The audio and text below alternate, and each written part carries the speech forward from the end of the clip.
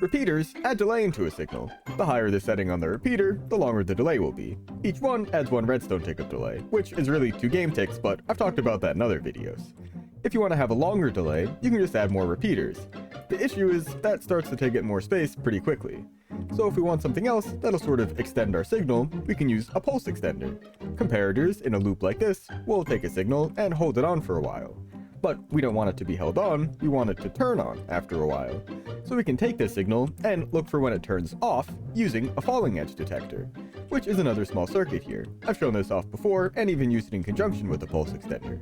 When we turn it on, this will lock before it realizes this dust is on. But when we turn it off, it'll unlock before it realizes this dust is turned off from the repeater, so it'll send out a short pulse whenever it turns off, but not when it turns on.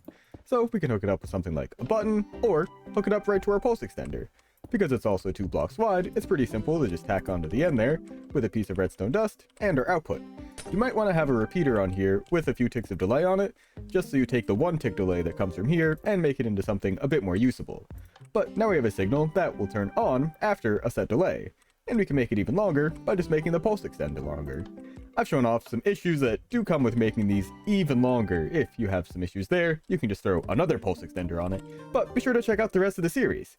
Leave your redstone questions in the comments, and subscribe for more daily tips. Peace!